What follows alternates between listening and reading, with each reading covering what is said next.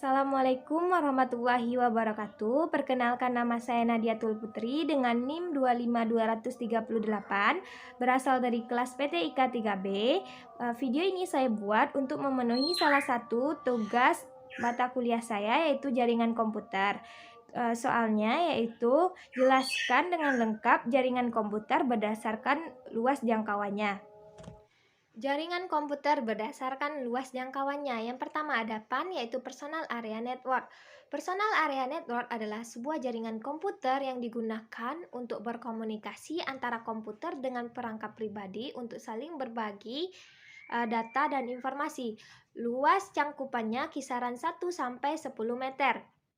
Jika kita menghubungkan perangkat pribadi dengan jarak yang cukup dekat, yaitu kisaran 1 sampai 10 meter, berarti kita telah membentuk suatu personal area network. PAN ini menggunakan jaringan bus. Contohnya yaitu Bluetooth dan freeware.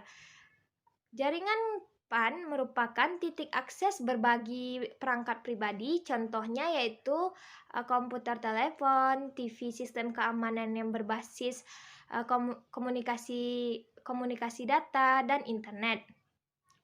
Kontrol pada jaringan PAN dilakukan dengan otoritas perangkat pribadi dan untuk teknologi.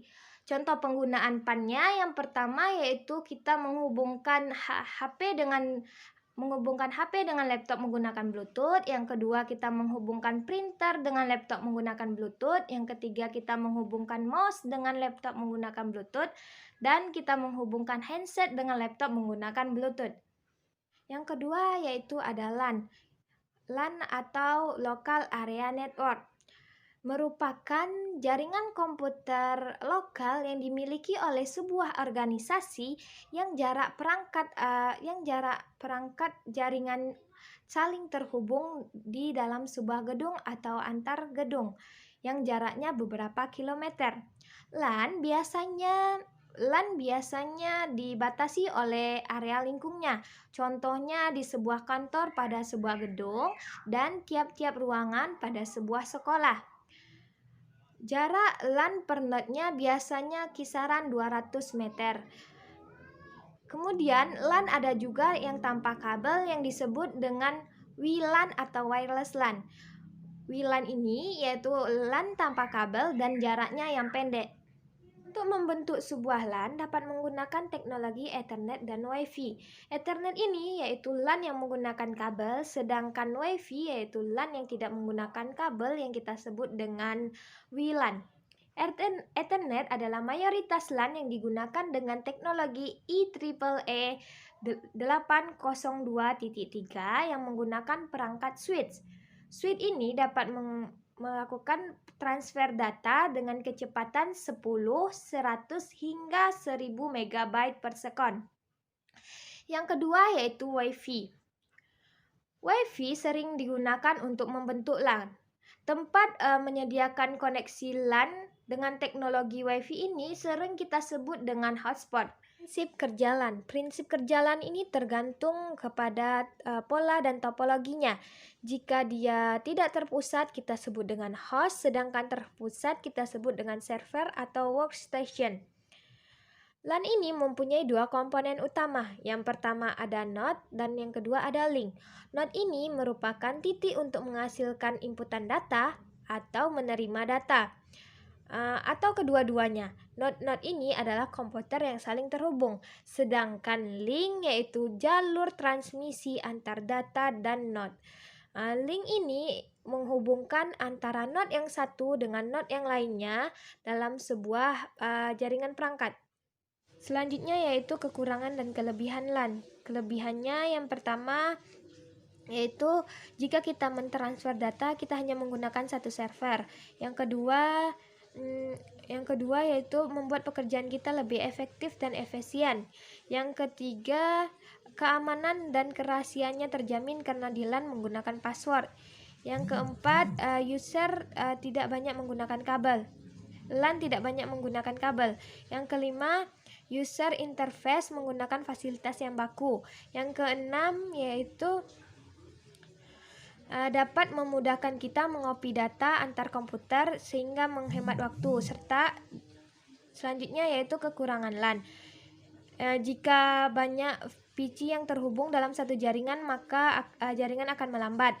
Yang kedua yaitu harus menggunakan multi user. Yang ketiga yaitu jika karena terhubung satu jaringan, jika jaringan komputer yang satu terkena virus, maka kemungkinan komputer yang lain juga. Yang keempat yaitu jika karena dia menggunakan satu server, maka kemungkinan akan bisa diretas. Kemudian lokasinya hanya dapat menghubungkan dalam satu gedung, contohnya seperti di kampus.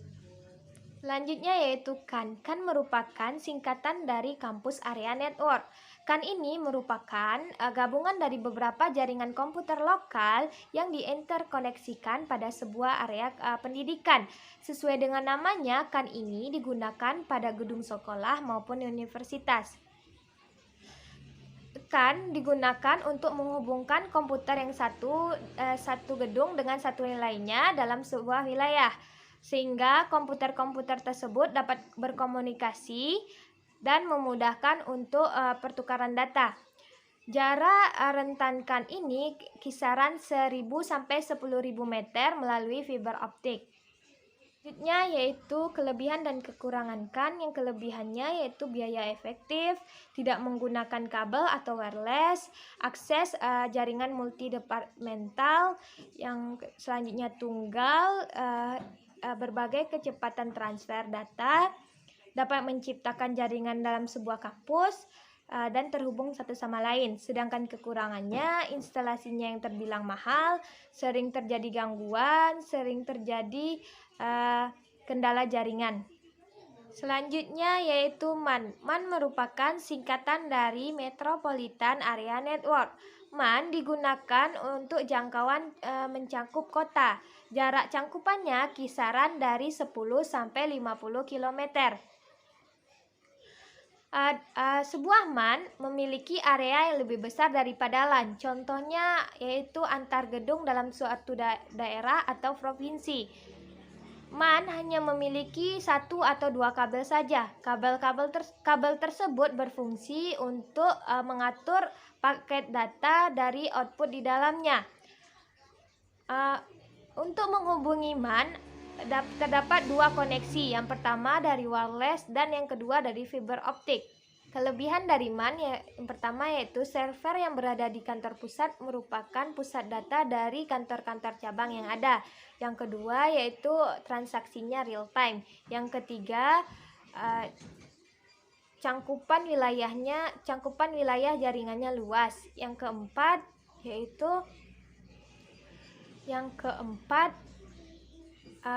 komunikasi antara kantor yang satu dengan kantor yang lainnya itu bisa menggunakan chatting dan email. Yang kelima ada video conference. Yang keenam yaitu keamanan jaringan MAN ini lebih aman daripada yang lain.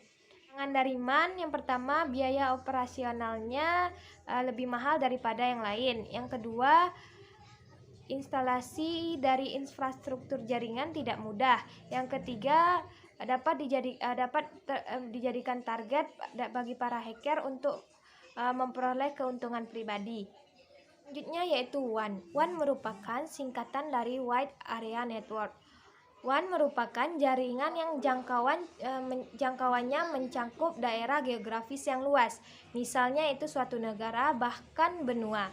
WAN biasanya sudah menggunakan media wireless, sarana satelit, ataupun kabel serat optik karena jangkauannya yang sangat luas.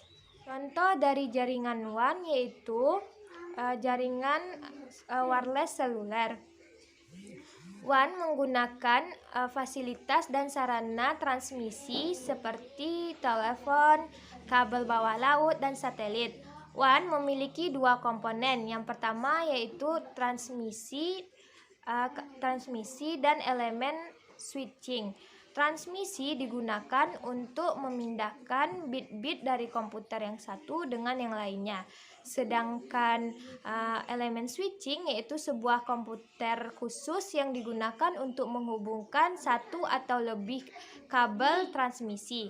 Kelebihannya yaitu biaya akses dengan jangkauan geografis yang luas, dapat berbagi software, dapat mengirim pesan dengan cepat kepada orang lain, dapat menerima informasi terupdate, serta kekurangan dari WAN yaitu biaya operasionalnya mahal, perbaikan jaringannya rumit, kemudian mudah dapat ancaman dari luar atau hacker. Kiri yaitu internet. Internet merupakan sebuah jaringan komputer yang menghubungkan miliaran perangkat komputer dari berbagai jenis dan tipe secara global. Tipe komunikasi yang digunakan pada jaringan komputer ini yaitu media telepon, satelit, dan lain sebagainya. Internet merupakan gabungan dari jaringan LAN, MAN, WAN dari berbagai tempat di seluruh dunia. Setiap komputer yang terhubung oleh jaringan internet dapat berkomunikasi langsung dengan cara pertukaran data dan informasi secara langsung. Selanjutnya yaitu macam-macam layanan internet. Yang pertama ada www, World Wide Web. Yang kedua ada email. Yang ketiga ada chatting. Yang keempat ada milis. Yang kelima ada VoIP. Yang keenam yaitu ada video call. Yang ketujuh ada FTP. Yang kedelapan ada e-commerce. E-commerce ini seperti Shopee, Lazada. Yang kesembilan ada e-banking seperti m-banking. Dan selanjutnya ada e-learning. E-learning itu seperti e-kampus. Dan masih banyak lainnya. Baiklah, sekian dari saya. Terima kasih. Assalamualaikum warahmatullahi wabarakatuh.